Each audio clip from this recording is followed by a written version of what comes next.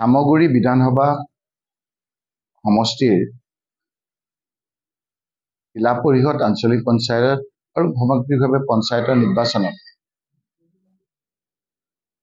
সামগুৰি বিধানসভা সমষ্টিৰ ভোটদাতা ৰাইজে কংগ্ৰেছৰ প্ৰতি যি সমৰ্থন আগবঢ়ালে তাৰ বাবে আপোনালোকৰ যোগেদি ভোট দিয়া ভোট নিদিয়া সকলোকে ইয়াৰ লগত প্ৰত্যক্ষ পৰোক্ষভাৱে লাগি থকা সকলোকে মই ধন্যবাদ কৃতজ্ঞতা জনাবৰ কাৰণে আজি আপোনালোকৰ সহায় লৈছোঁ আৰু আপোনালোকক আমন্ত্ৰণ কৰি আনিছোঁ। এই পৰিপ্ৰেক্ষিতত আপোনালোকে সোধা প্ৰশ্ন উত্তৰ মই দিম, কিন্তু সামগ্ৰিকভাৱে আমাৰ যিটো কংগ্ৰেছৰ প্ৰদেশ কংগ্ৰেছে গোটেই কথাখিনি আপোনালোকক ব্যক্ত কৰিব। তথাপিও আপোনালোকৰ কোনো কথা মই এৰাই নাযাওঁ, আপোনালোকে মোক সোধা প্ৰতিটো কথা মই উত্তৰ দিম। আজি মোৰ লগত আছে সামগুৰি বিধানসভা সমষ্টিৰ অন্তৰ্গত দুটা ব্লক কংগ্ৰেছৰ দুজনৰ সভাপতি আৰু সদ্য সমাপ্ত পঞ্চায়ত নিৰ্বাচনৰ 4টা জিলা পৰিষদৰ নিৰ্বাচিত প্ৰতিনিধি আজি আমাৰ লগত আছে। মই আপোনালোকক জনাব পাই সুখী হৈছোঁ যে 4টা জিলা পৰিষদ বিশেষকৈ ভকতগাঁও, গৰাজান, শিঙিমাৰী, বাজিয়াগাঁও বৃহৎ ব্যৱধানত আমাৰ কংগ্ৰেছৰ প্ৰাৰ্থীসকল বিজয়ী হৈছে। অকল যে জিলা পৰিষদেই নহয়, আঞ্চলিক পঞ্চায়তৰ ক্ষেত্ৰতো প্ৰায় 80%তকৈ বেছি দুটা ব্লকৰ আমাৰ কংগ্ৰেছৰ প্ৰাৰ্থীসকলক আঞ্চলিক পঞ্চায়তত বিজয়ী কৰিছে। আৰু এইবাৰ জানে যে হিমন্ত বিশ্ব শৰ্মা ডাঙৰীয়াই নতুন আইন কৰি ৱাৰ্ডৰ ক্ষেত্ৰত ইণ্ডিপেণ্ডেণ্ট আপোনাৰ প্ৰাৰ্থী দিছে, যাতে পিছত টানাজোৰা কৰিব পাৰে।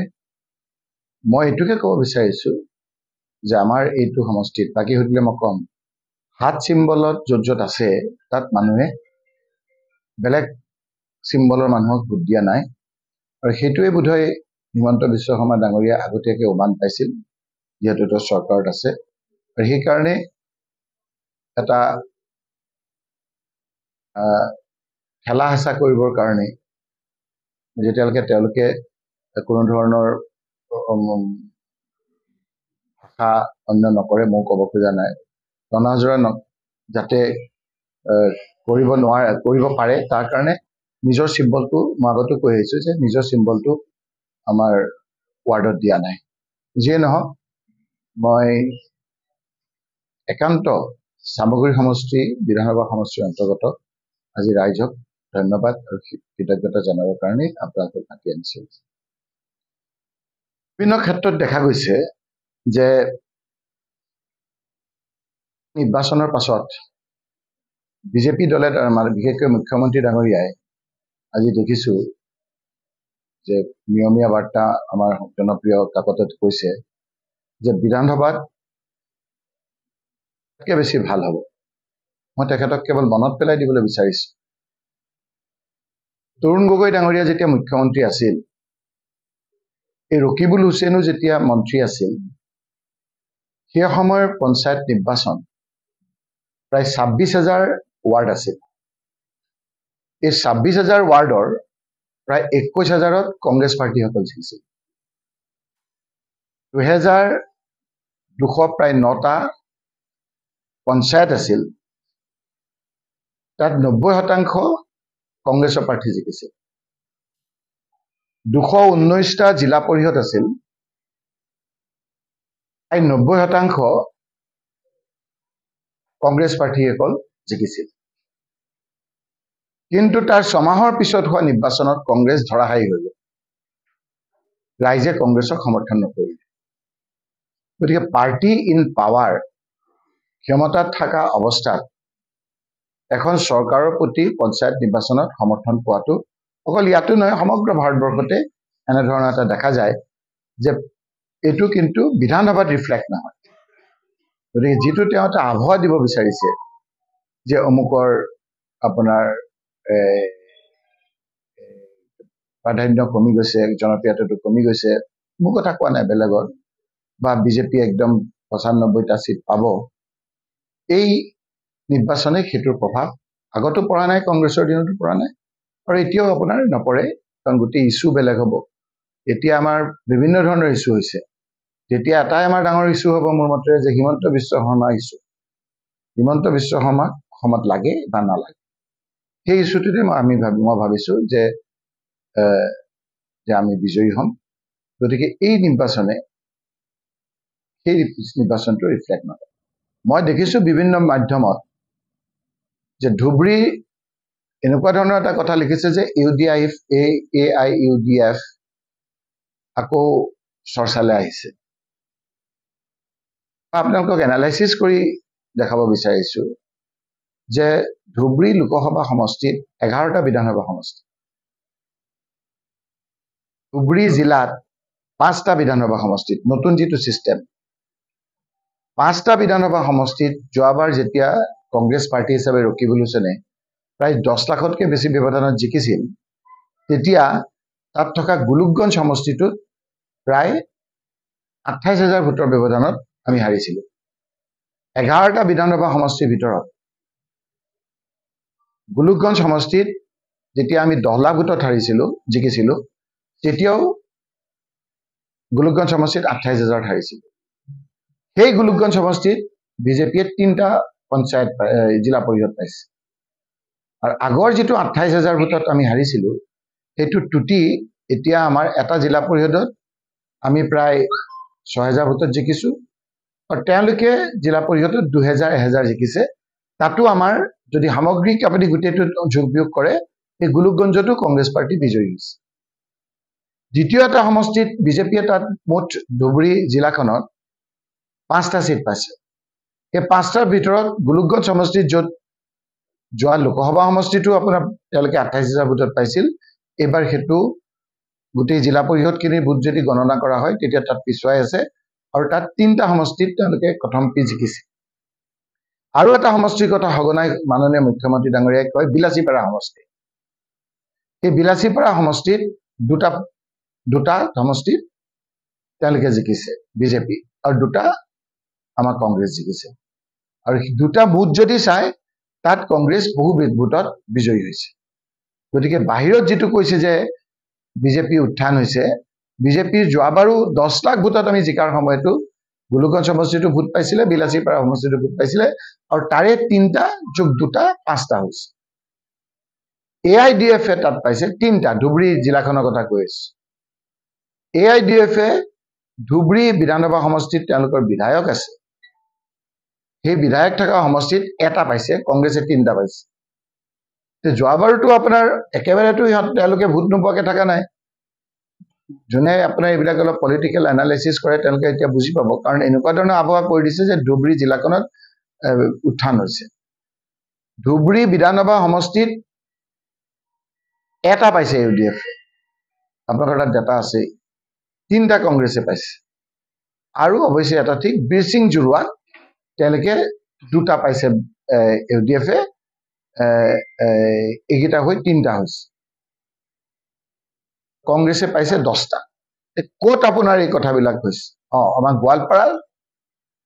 গোৱালপাৰা জিলাখনত সামগ্ৰিকভাৱে 4টা বিধানসভা সমষ্টি, 4জন আমাৰ MLA আছে, কিন্তু মাত্ৰ 2টা সমষ্টিহে ধুবুৰী লোকসভা সমষ্টিৰ অন্তৰ্গত। সেই 2টা সমষ্টিত পূব সমষ্টিত 2টাত কংগ্ৰেছ জিকিছে, এটাত AGP জিকিছে, এটাত ইণ্ডিপেণ্ডেণ্ট জিকিছে। যে ক'ত আপোনাৰ AIUDFৰ উত্থান হৈছে? জলেশ্বৰ সমষ্টিত AIUDF অলপ ছিট পাইছে, তাত 2টা ছিট তেওঁলোকে পাইছে। গতিকে যিটো এটা আবহাৱা দিছে সেই কথাটো সত্য নহয়। অসমৰ ক্ষেত্ৰত যিটো একেবাৰে ধুলিয়াত হৈ গ'ল বুলি কৈছে, সেইটোও সত্য নহয়। ধুবুৰীতটো মই আপোনালোকক দেখালোৱেই যে ধুবুৰীটোতো নহয়েই, আৰু চামগুৰিৰ ক্ষেত্ৰত আপোনালোকে দেখিছে যে ৰাইজে ইমান ভালকে ভোট দিছে।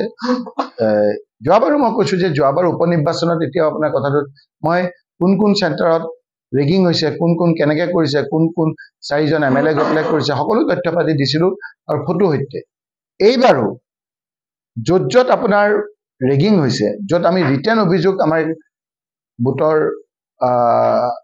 আমাৰ বুথ চেণ্টাৰত হোৱা ৰেগিঙৰ কথা তথ্য সহকাৰে ফটো বাকচ কৰি কাঢ়ি নিয়া ফটো আমি SP ডাঙৰীয়াকো দিছোঁ, আমি ডিষ্ট্ৰিক্ট কমিশ্যনাৰকো দিছোঁ, আৰু আমাৰ তাৰ যিজন ইনচাৰ্জ অফিচাৰ আছে প্ৰিজাইডিং অফিচাৰ তাকো আমাৰ কেণ্ডিডেটে অভিযোগ দিছে। তৎসত্বেও ৰেগিঙৰ ইমান কৰাৰ পিছতো তেওঁলোকে বলে নোৱাৰিলে। যিকেইটাত ৰেগিং কৰিছে সেইকেইটাত আপোনালোকে চালেই গম পাব যে ব্যৱধানটো বহুত বেছি ৱাৰ্ড মেম্বাৰৰ ক্ষেত্ৰতে হওক অন্য ক্ষেত্ৰতে হওক তেওঁলোকে পাইছে। গতিকে মই পঞ্চায়ত নিৰ্বাচনত যিটো সামগ্ৰিক এটা আবহাৱা দেখুৱাব বিচাৰিছে বিজেপিয়ে এইটো সত্য নহয়। যোৱা কংগ্ৰেছ চৰকাৰ থকা অৱস্থাতো আমি মোৰ সমষ্টিত কৈছিলোঁ, চামগুৰি সমষ্টিত 230টা ৱাৰ্ড আছিল। আপোনালোকে তথ্য চাই ল'ব, 230টাই আমি জিকিছোঁ। আপোনালোকৰ 2-এজন সাংবাদিকো মোৰ চামগুৰি সমষ্টিত থাকে।